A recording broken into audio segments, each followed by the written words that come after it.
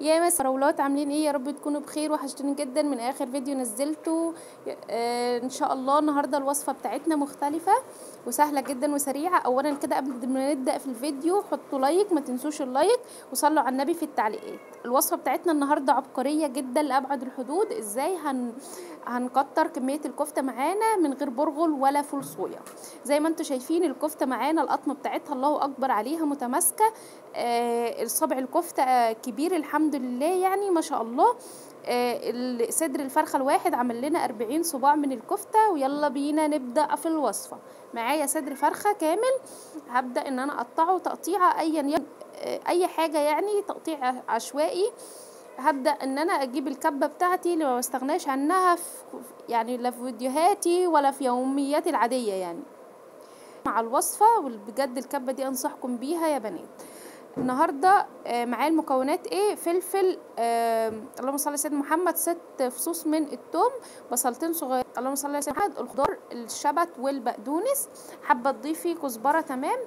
وهنا وبطل الوصفه بتاعتنا حمص حطيته في ميه على الرخامه. قمت الصبح سلقته كويس جدا، وديت النقل 20 جنيه عملوا لي 3 كوبايات من الحمص. ابتديت البيض ضفتها مع الخضار اللي اتفرم كويس جدا، وبعد كده نزلت بنص الفراخ. تمام.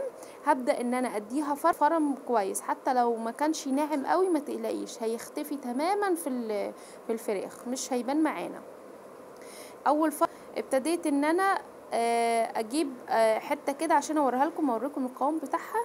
وبعد كده جاء الخليط ونزلت بيه كوبايه الحمص التانية علشان اديها فرمه برضو سريعه.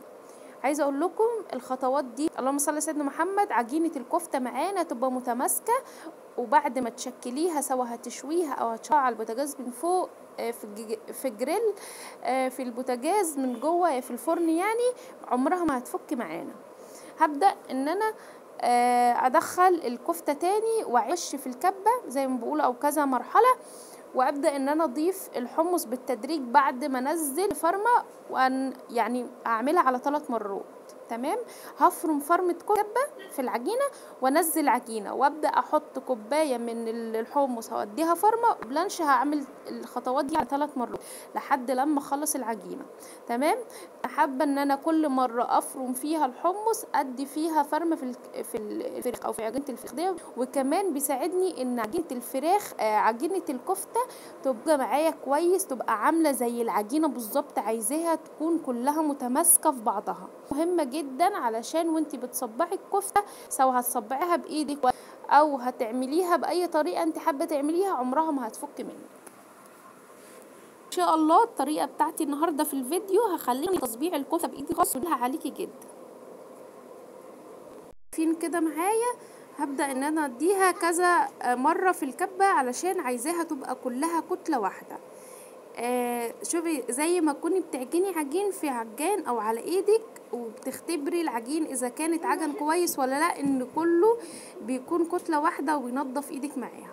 الكفته هتبقى نفس النظام. هنزل بالتوابل بتاعتي بمكعبين من المرقه، معلقه كبيره من التوابل، بعضها فلفل اسود، كمون، اللهم صل على سيدنا محمد، 7 بهارات، جنزبيل. انا بحب ان انا اعمل ميكس ما بين التوابل. حطيت معلقه كبيره منهم عليها، وهحط تاني معلقتين كبار من النشا، وهحط كمان معلقه صغيره هنا.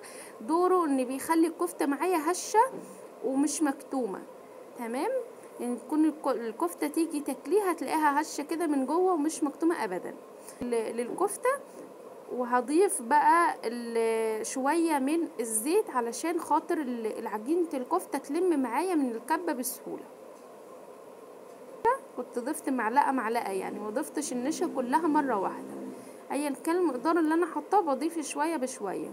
وهبدا انزل اول شغل الكبه الاول، يعني اديها فرمه كده على السريع لحد لما احس ان خلاص القوام بتاع الكفته ناعم معايا كويس، واعرف انزلها من الكبه بسهوله.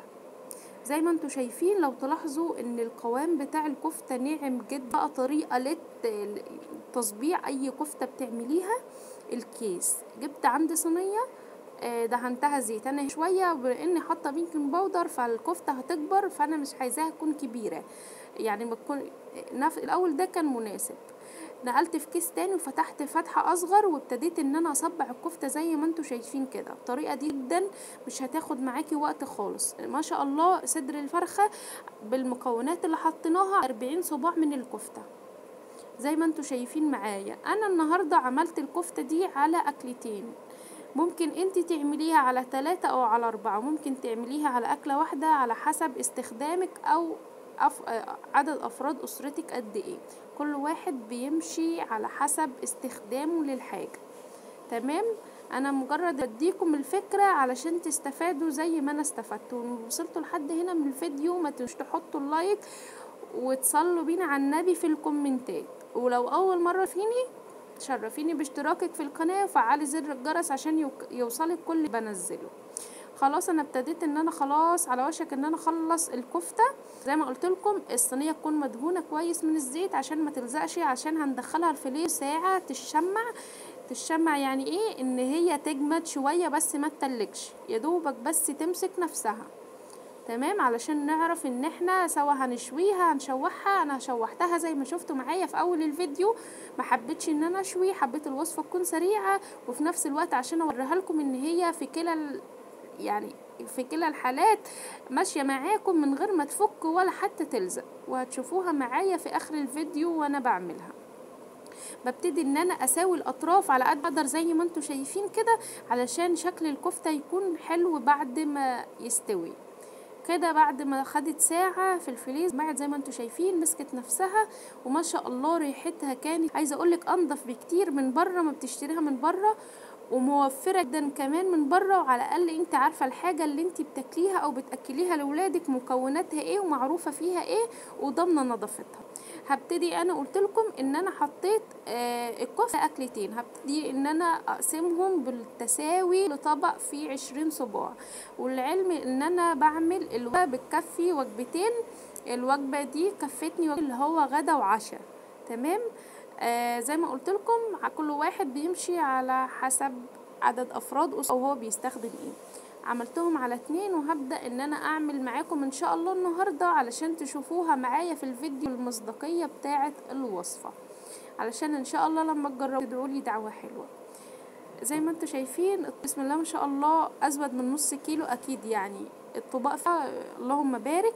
الصابع الكفتة نفسه يعني كبير كده محمل، يعني مش اللي هو كبير قوي بس يعني حلو، مش زي الصباع اللي بره بتحس ان هي تحس ان هي عاملة زي ما تكون عجينة بس ايه الدقيق فيها واضح.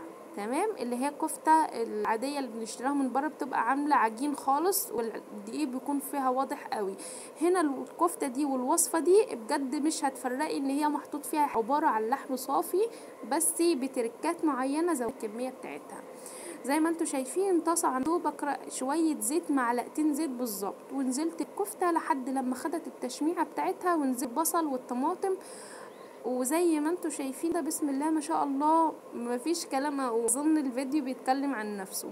عايزه اقول لكم للزة حتى فكت معايا، وزي ما شفتوا انا حبيت ان انا اصور وانا بعملها علشان اوريكم ما بتلزقش ولا بتفك، مهما عملتي فيه عمرها ما هتفك منك ولا تلزق معاكي.